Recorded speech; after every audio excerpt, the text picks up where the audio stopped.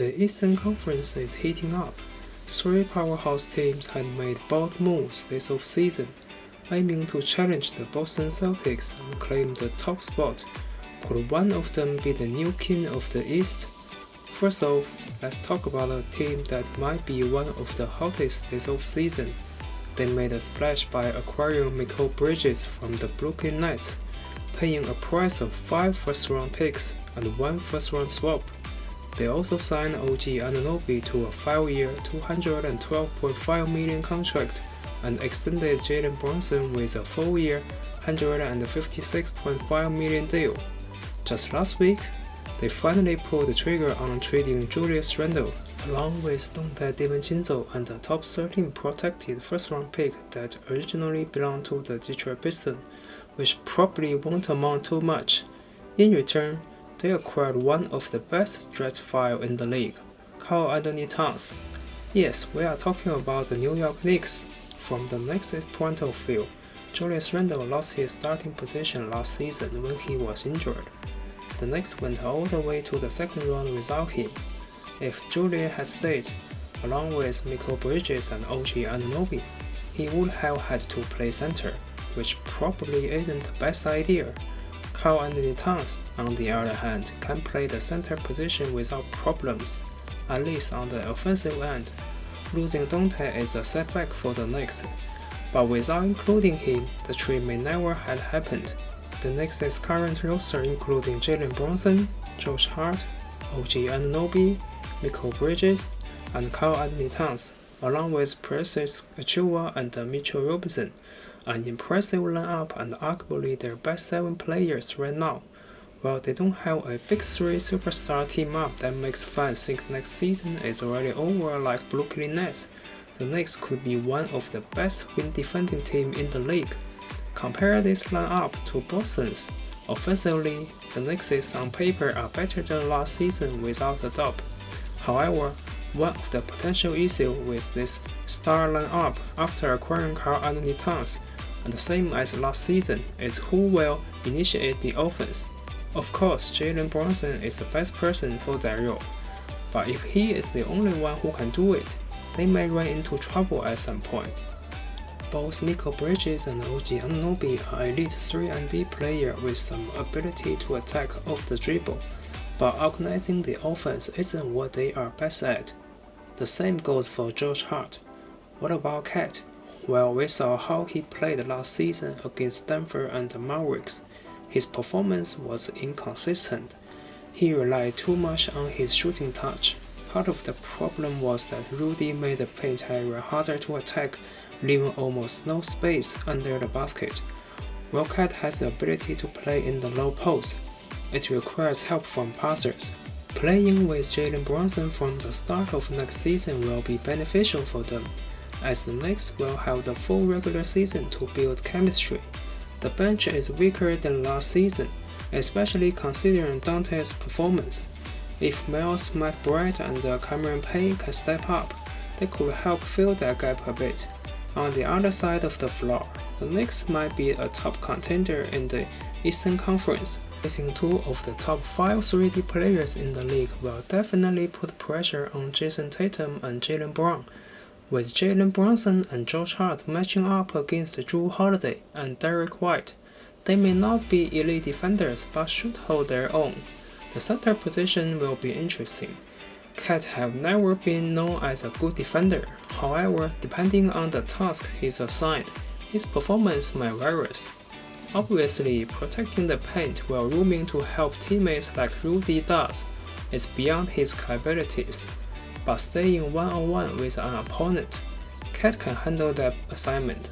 So if Cat's only job on defense is to stay with Kristaps Porzingis, he could make Kristaps feel less comfortable compared to when he is facing players like Derek Lively II or Daniel Gafford.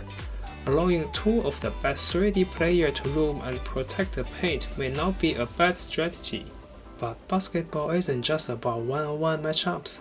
With screens and switches, Boston still could end up facing defenders other than Bridges and Anunoby, which might make the things easier for them. However, this requires extra effort. and they won't always get the perfect mismatch with the ball delivered at the perfect timing. Anyway, it will be interesting to see how their first game goes on October 22nd at TD Garden. Next team we will discuss had a season that was anything but smooth sailing. Last year, it was hard to call their season a success. They made a bold move then by acquiring one of the best wing players in the league, taking advantage of their salary cap space. Some fans may not agree with the contract salary and less, but for this team, trusting the process isn't an option anymore. They have a chance, and they need to grab it. Yes, it's the 76ers. With Joel Embiid injured and playing only 39 games in the regular season, they end up in the play-in tournament. Although they made it to the playoffs, Joel's knee was obviously not fully recovered, or perhaps he didn't fully trust it after a long recovery. This off-season, their roster changes a lot. Will these changes be enough to challenge the Celtics? Next season, the starting lineup might be Tyrese Maxey, Kelly Oubre Jr., Paul George, Caleb Martin, and Joel Embiid. Tyrese played really well last season. His improvement has been unbelievable, but they need Joel to be dominant. Can PG-13 demonstrate that he deserves his $200 million contract when he going up against Jason Tatum or Jaylen Brown? Bench players including Kyle Lowry, Eric Gordon, Reggie Jackson, and Andre Drummond. The question is, how will the 76ers handle Boston's foul-out tactics? Could their defensive limitation be the Achilles heel against the Celtics? Offensively, Joel needs to take advantage. Boston's 4-5 switch for the 76ers may not yield promising result. Caleb Martin needs to make sure that if Boston executed this tactic, they are making a wrong decision. Overall, the 76ers have the forward resources to match up against Boston, not as luxuriously as the Knicks, but with a healthy Joel along with PG-13 and Maxey, the 76ers have a real chance to challenge Boston if they meet during the playoffs.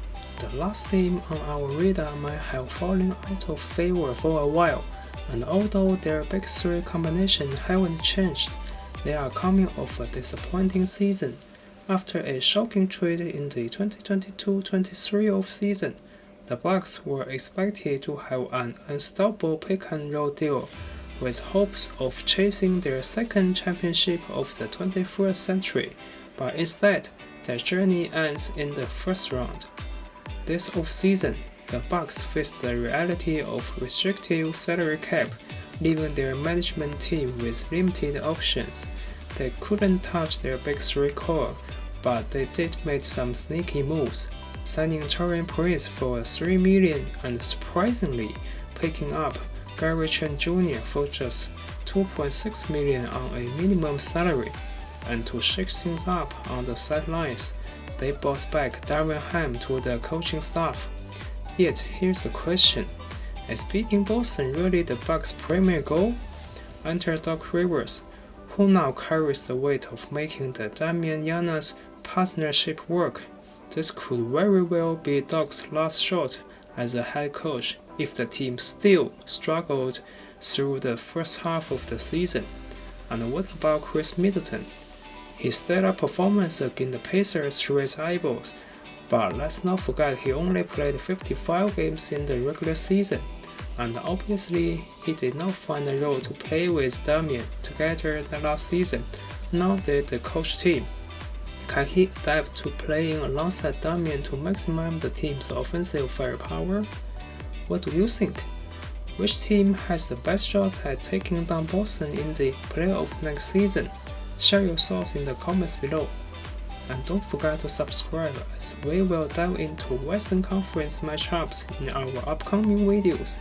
If you are curious about how other Eastern teams might fare against Boston, click on the video on your screen to find out.